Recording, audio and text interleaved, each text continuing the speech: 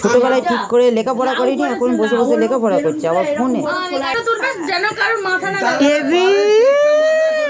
Cake কাটবে এইখানে, তোলা হয়নি। দে দে দে দে। ওমা ওমা 37টা মোমবাতি সাজাতে হয়। তুমি ছোটবেলায় আমাদের বলতে না, যত বছর হচ্ছে ততটা মোমবাতি, তাহলে 37টা দাও। ওর বয়স দেখাবে না, আমি বুঝতে পেরেছি। আমি গড়িয়া থেকে মোমবাতি নেব। নিচে রাখ, নিচে রাখ। পুজো দাও না, ওটা পুজো দাও না। আমার দিকে কেন দিচ্ছো? আমার বার্থডে নয়। খাও খাও খাও খাও।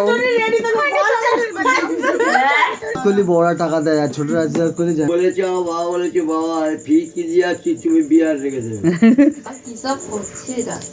ছি ছি ছি রে নুনি, ছি রে নুনি। মন্দিরে যাইও গাড়ি দিবি তো আবার খাবি। ওর গাল দিচ্ছি বলো, পায়ে গাল দিলাম তো ওটা। আর তুমি একটু খাও না। কটি খাওয়াচ্ছে দেখ, সবাই মিলে এত খাওয়াচ্ছে কেন?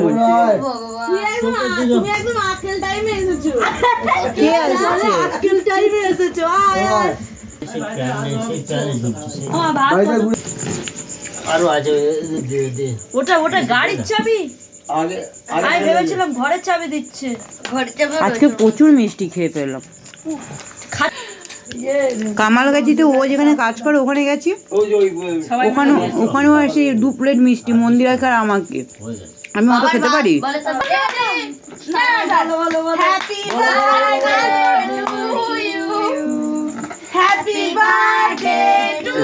এছাড়া বল তুই জানি ওর জন্মদিন।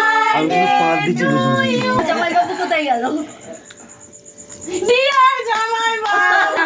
সবাই বলছিল, আমার গলার আওয়াজটা শোনা যাচ্ছিল না। এতক্ষণ পরে মনে পড়েছে। সবাই চুপ হয়ে যাবে, তখনই আমি বলবো। বাবা মিষ্টি খাচ্ছে, আগে জামাই দেবে তারপর তো খাবে। যার জন্মদিন কেক কিন্তু তার আগে খাওয়া হয় না, যাই বলো তাই বলো। হ্যাঁ করে দিচ্ছে, ওদের ভাগ করে দিচ্ছে।